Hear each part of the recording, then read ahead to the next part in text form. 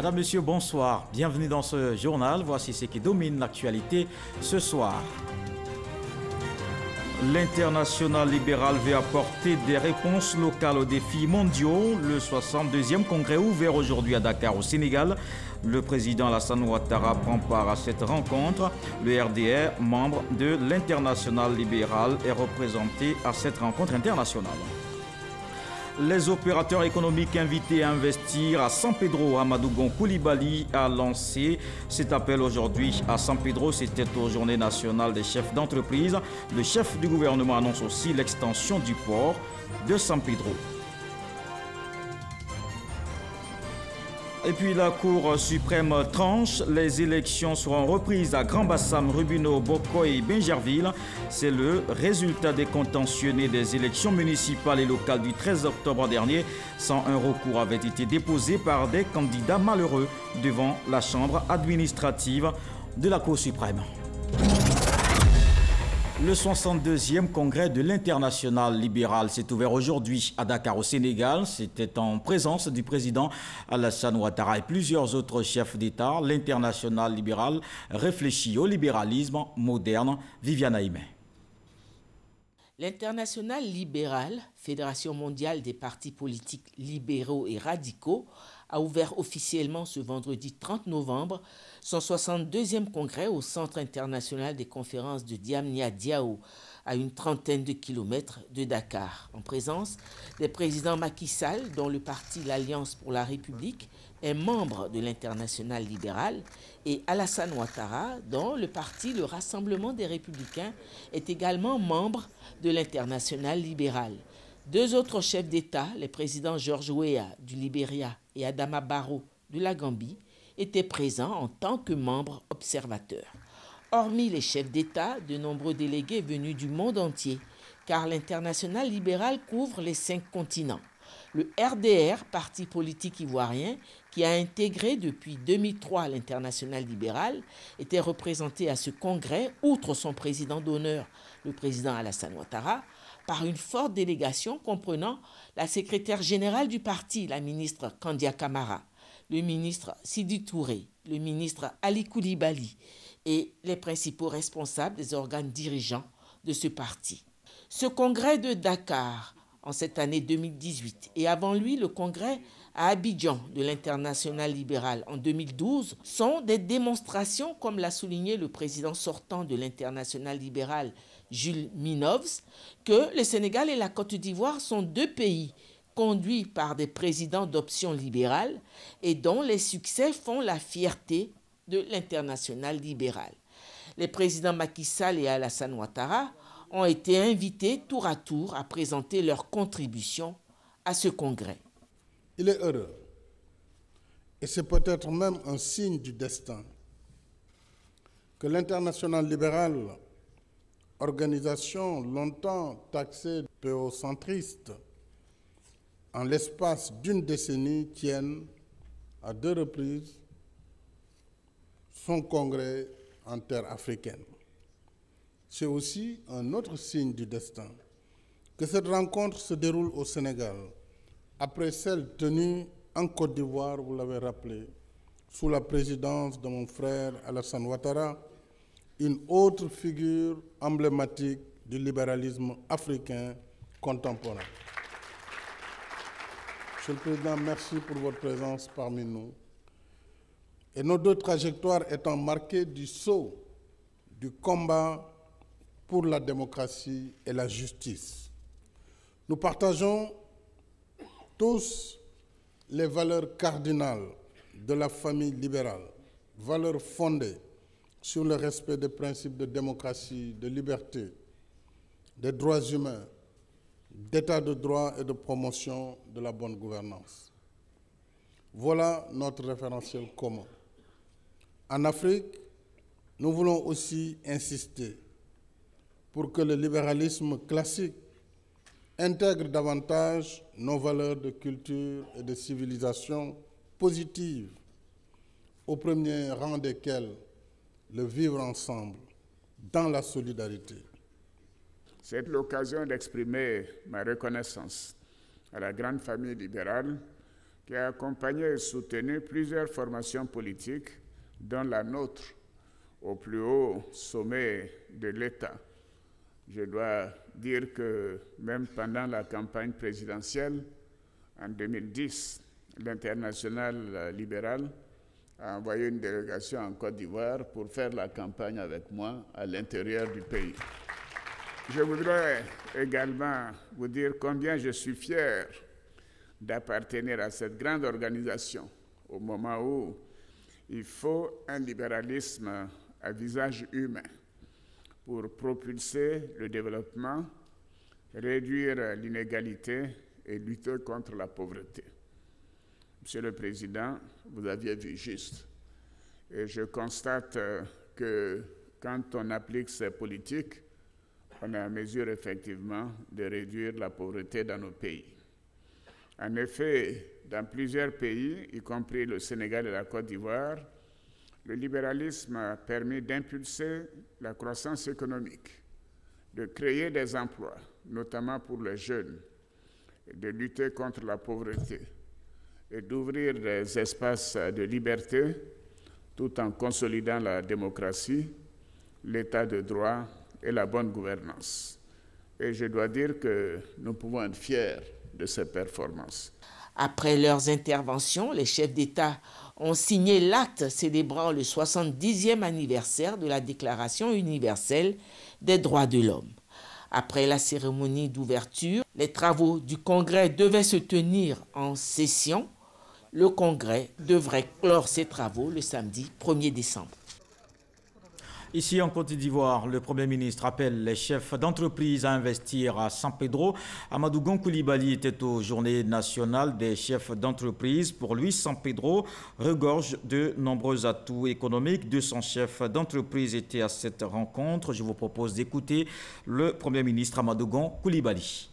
Je voudrais, avant de clore mon propos, lancer un appel à l'ensemble du secteur privé ivoirien et particulièrement aux chefs d'entreprise, en leur demandant de saisir les nombreuses opportunités de la région de San Pedro pour initier des investissements porteurs. Venez investir à San Pedro. Les conditions y sont favorables. Et je puis vous assurer que le gouvernement continuera de créer ici, à San Pedro, les conditions pour que l'activité économique puisse être compétitive. Nous aurons bientôt l'occasion de revenir à San Pedro pour poser la première pierre de travaux d'extension du port de San Pedro. Cet après-midi, j'aurai l'occasion de poser la première pierre de l'université de San Pedro. Avec la collaboration de nos partenaires techniques et financiers, la voirie de San Pedro est en cours d'amélioration. Tous ces éléments sont des indicateurs qui montrent que San Pedro est plein d'espoir. San Pedro, pôle économique, mais aussi universitaire, la ville aura la plus grande et moderne des universités dans le pays. Elle ouvre ses portes en 2020. Le Premier ministre a procédé à la pose de la première pierre de la construction de cette université. Elle s'étend sur 305 hectares, 95 milliards de francs CFA d'investissement. Écoutons à nouveau le Premier ministre Amadou Gon Coulibaly. La nouvelle université de San Pedro ouvrira ses portes dans quelques mois. Cela nous permettra d'envisager de nouvelles perspectives pour un système d'enseignement supérieur décentralisé, plus apaisé, avec une déconcentration effective des activités actuellement cumulées dans la capitale économique. J'exhorte l'ensemble des populations en général et la communauté universitaire en particulier à tourner définitivement le dos à la violence et à se mettre résolument au travail. Car c'est dans la paix et la cohésion, c'est en travaillant dans la discipline que nous réussirons à bâtir la Côte d'Ivoire nouvelle, que nous pourrons faire en sorte que puisse émerger l'Ivoirien nouveau, une jeunesse nouvelle ayant la capacité à s'insérer efficacement sur le marché de l'emploi en vue de contribuer à l'émergence de notre beau pays. Cette université constitue un projet d'envergure, une première dans la région. Les impacts socio-économiques sont réels. Cheikh Koné. Goroké, village de la commune de San Pedro, situé à 5 km du centre-ville, va connaître un changement des plus inattendus dans les 26 prochains mois. En effet, le village s'apprête à accueillir la première université de la région, mieux, la plus grande université du pays, d'une superficie de 402 hectares. Une fierté pour les populations qui voient l'avènement de cette infrastructure, une aubaine aux multiples retombées. L'avènement de l'université apporte beaucoup de choses, notamment des points d'eau, parce qu'on ne peut pas laisser les élèves boire n'importe quoi, des points d'eau, la santé, tout est réuni. Dans le temps, avant que cet événement n'ait lieu, la route était pratiquement, si on vous faisait la comparaison, c'est le jour et la nuit. Aujourd'hui, avec l'avènement, la route est bien faite.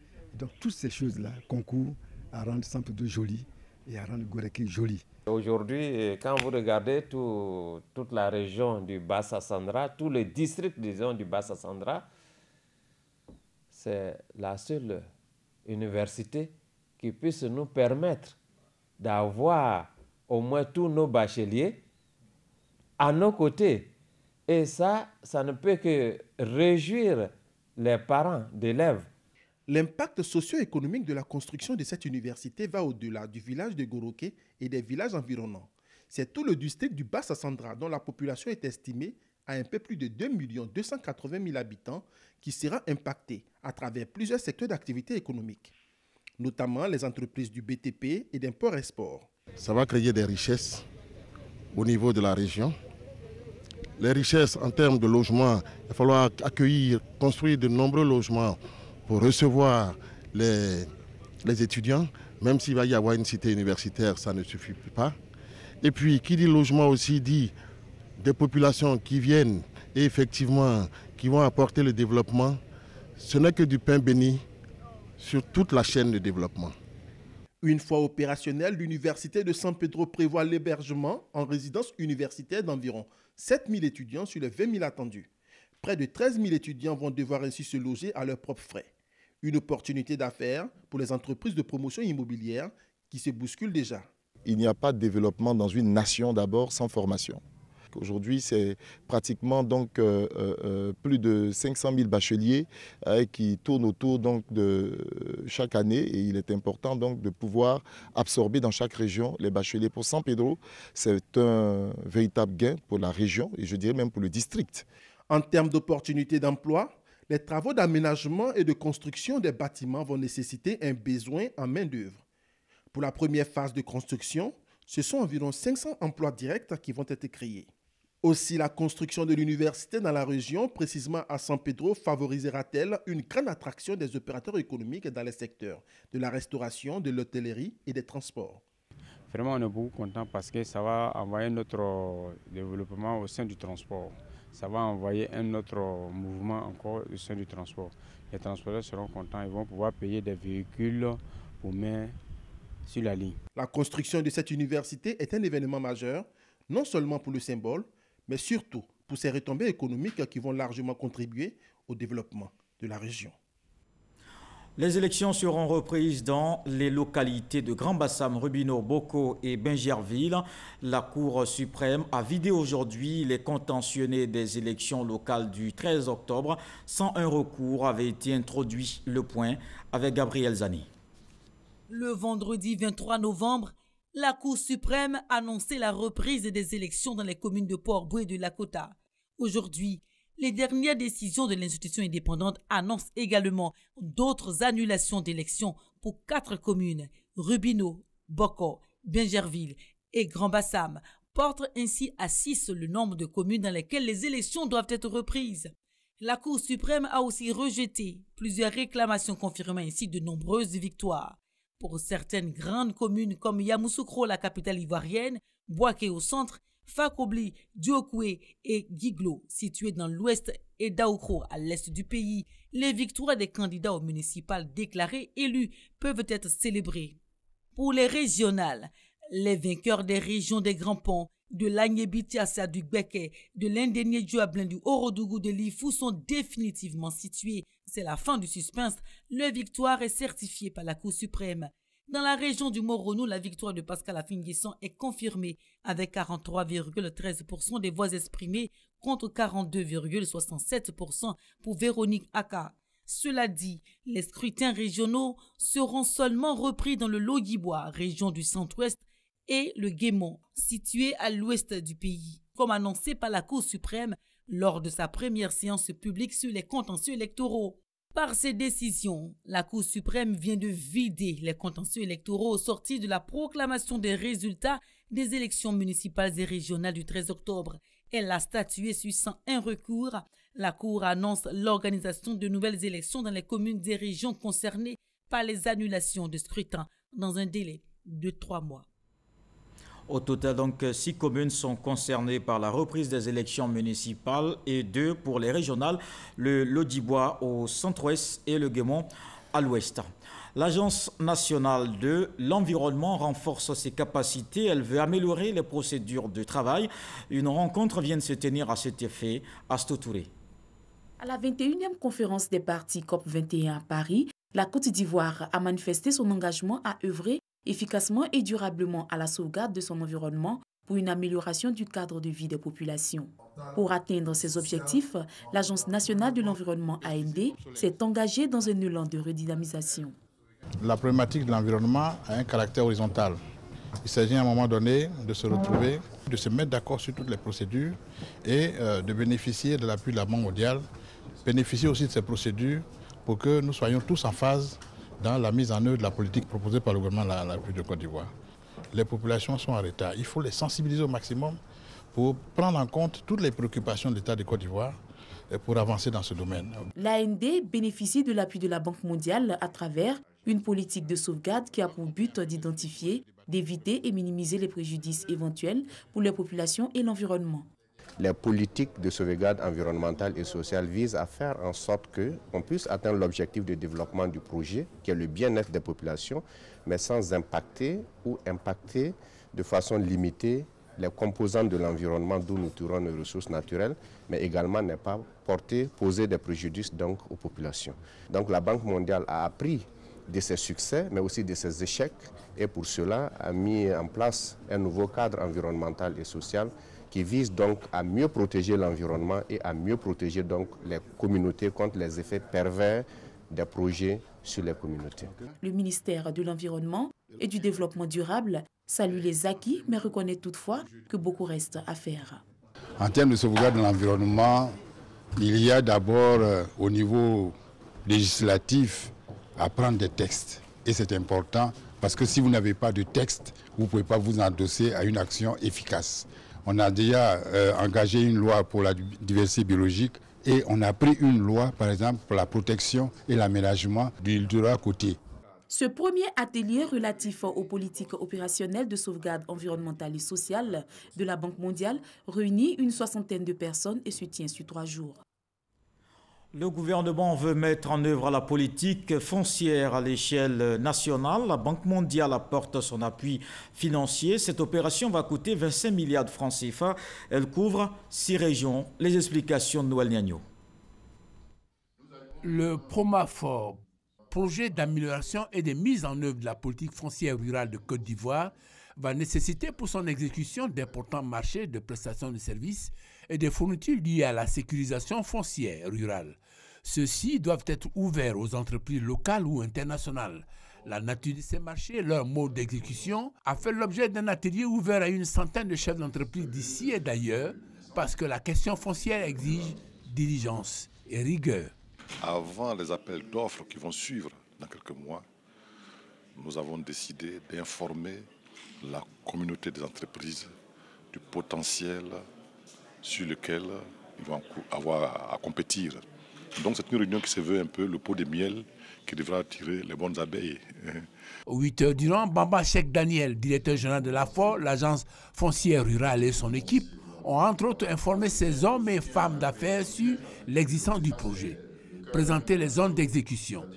659 villages de 6 régions sont concernés. Il s'agit des régions du Nzikomwe, de l'Indénié-Djouablin, de l'Agnabi-Tiassa, du Bafing, du Sud-Komwe et de l'Amé. Le PROMAFOR va durer 5 ans. Il est cofinancé par la Banque mondiale, 20 milliards, et la Côte d'Ivoire, 5 milliards. Le projet a été lancé le 17 juillet dernier à Bangourou, capitale de la région de l'Indénié-Djouablin. Le fact-checking, c'est la vérification des faits, une pratique essentielle aujourd'hui dans le traitement de l'information. Elle permet de démentir les fausses informations qui inondent Internet. Le sujet était au centre d'un panel à l'occasion de la 5e édition d'Africa Web Festival. Les explications de Serge Coléa. La vérification des faits ou le fact-checking n'est pas un effet de mode. C'est une réalité essentielle à prendre en compte aujourd'hui dans la collecte, le traitement, la publication et la diffusion d'informations. Et pour cause, fausses informations, rumeurs et canulars alimentent de plus en plus les réseaux sociaux. À l'occasion de la 5e édition d'Africa Web Festival, la RTI ouvre le débat. On est juste à l'étape basique de la vérification de l'information. Et aujourd'hui, on a pu réunir AFP et Africa Check, deux structures qui ont de grosses expériences en matière de lutte contre les fake news. L'idée derrière, c'est de pouvoir certainement établir une plateforme de collaboration avec ces structures qui permettra à la RTI d'entrer pleinement et entièrement dans la vérification de l'information. Aux côtés de la rédactrice en chef adjointe de RTI 1, un représentant de Africa Check et une journaliste de l'AFP, ils sont venus partager leurs expériences en matière de fact-checking. Depuis 2017, nous avons ouvert 13 bureaux spécialement pour ça. Il y a 20 journalistes qui ne s'occupent que de ça au quotidien. Si l'AFP s'est autant engagé dans le fact-checking, c'est que la demande, tant au niveau des médias, nos clients, que les citoyens, est extrêmement forte.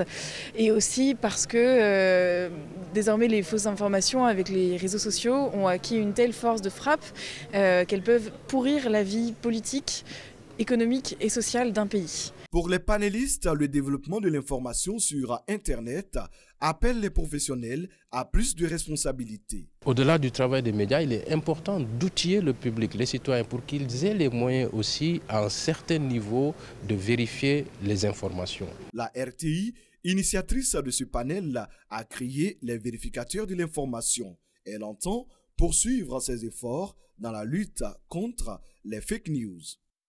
Le numérique au service de la finance en Côte d'Ivoire. Notre pays s'est doté d'une stratégie de développement de la finance numérique. L'accent est mis sur la digitalisation des paiements au profit des agents économiques. Mahama Traoré. La finance numérique recèle un immense potentiel du point de vue de l'inclusion financière et l'accès aux services de base, sachant que plus de 50% des personnes vivant dans les pays en développement possèdent un téléphone portable. À titre de rappel, le taux de pénétration est d'environ 120% et voire 130% pour ce qui concerne notre pays, la Côte d'Ivoire. Le défi est donc important, puisque la grande majorité des populations et des petites entreprises sont privées d'accès aux services financiers de base et même au crédit. Voilà qui justifie les travaux sur l'élaboration de la stratégie de développement de la finance numérique en Côte d'Ivoire. Les débats vont porter sur les résultats d'une étude diagnostique financée en 2017 par la Banque mondiale. L'étude consiste en un accompagnement de la stratégie de digitalisation de la Côte d'Ivoire, à savoir identifier les principaux secteurs et les principales activités qui pourraient être numérisées dans les années à venir en Côte d'Ivoire, de façon à permettre d'accroître l'inclusion financière des populations et de simplifier les relations entre les entreprises, le gouvernement et les particuliers. Le développement de la finance numérique est une composante de la stratégie de développement du secteur financier adoptée par l'État en 2014. Les entreprises allemandes à la conquête du marché ivoirien, les journées ivoiro-allemandes viennent de se tenir à Abidjan. La Côte d'Ivoire a présenté ses secteurs porteurs. Les Bavarois entendent investir dans le domaine de l'énergie. Lancine Bakayoko. Au niveau de l'agriculture, les opportunités offertes par l'État de Côte d'Ivoire se concentrent dans la biotechnologie, les fertilisants, l'agrotechnologie, l'aquaculture, le bétail, les équipements agricoles et les productions alimentaires. Avec l'appui du secteur privé, notre pays compte atteindre un taux de première transformation de toutes ces matières premières agricoles d'au moins 50% en moyenne à l'horizon 2020, contre 33% pour le cacao actuellement et moins de 10% pour la majorité des autres spéculations.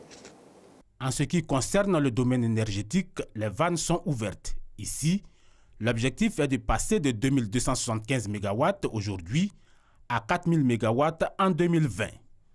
Le secteur énergétique ivoirien a besoin d'investissements importants pour répondre à une forte croissance de la demande, aussi bien locale qu'extérieure. Dans ce contexte, le gouvernement a adopté des projets nécessitant des investissements de plus de 20 milliards de dollars US d'ici 2030. Avec le tourisme qui offre des facilités en matière de construction de complexes hôteliers, les secteurs financiers et miniers en pleine restructuration, la Côte d'Ivoire jouit d'une forte attractivité. Les relations entre l'Allemagne et la Côte d'Ivoire se développent à un rythme rapide, donnant lieu à davantage d'activités et de collaboration. Et ça, en particulier dans le domaine des énergies renouvelables et de l'efficacité énergétique. Une série de programmes ont été lancés pour stimuler la croissance et l'innovation et la participation du secteur privé. Au niveau des échanges commerciaux, les exportations ivoiriennes vers l'Allemagne, composées essentiellement de cacao, de combustible et de caoutchouc, s'élèvent à 650 milliards de francs CFA. En sport, football, finale du tournoi inter-direction RTI, c'est Contenu FC, le vainqueur du trophée. Contenu FC s'est imposé aujourd'hui 2-1 face à Administration Football Club. Le résumé avec Oda Legbe. C'est dans une belle ambiance que les équipes de Contenu et Administration FC sont arrivées au stade de la haute fréquence.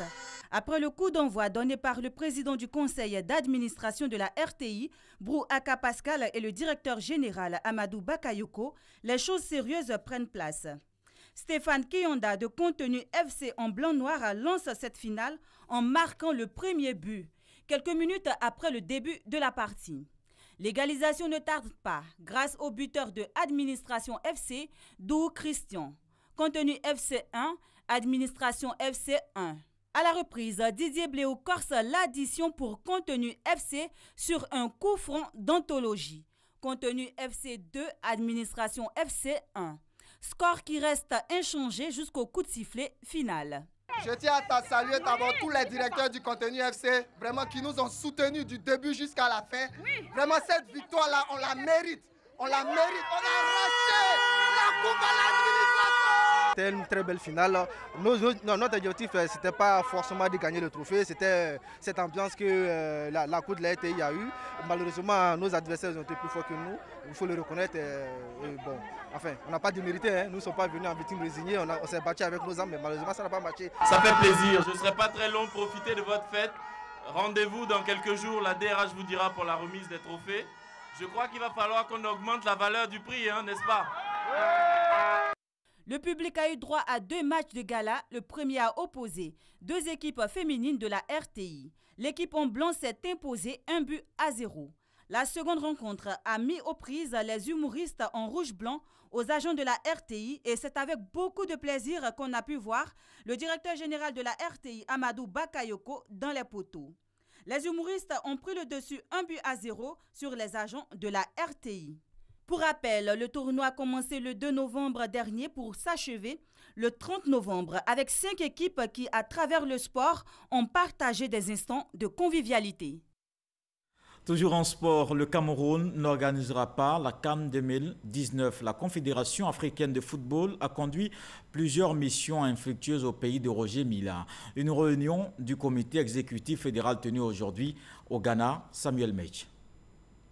En réunion extraordinaire ce vendredi à Accra, la capitale du Ghana, le comité exécutif de la CAF a décidé de retirer l'organisation de la CAN 2019 au Cameroun. Au nombre des raisons évoquées par l'instance dirigeante, l'on pourrait noter que les visites sur l'avancement des travaux d'infrastructure n'ont pas été satisfaisantes, selon la commission d'organisation. Une autre raison d'ordre sécuritaire avec le groupe terroriste Boko Haram et l'insécurité grandissante dans le nord en zone anglophone sont à la base de cette décision. Une nouvelle procédure de candidature verra le jour dans les prochains jours pour déterminer qui recevra la compétition qui aura lieu du 15 juin au 13 juillet 2019. Le Maroc ainsi que l'Afrique du Sud sont pressentis pour se porter candidat. Ils ont 1 mois pour déposer officiellement leur dossier. C'est la fin de ce journal. Merci de l'avoir suivi. Je vous retrouve demain avec beaucoup de plaisir. Bonsoir.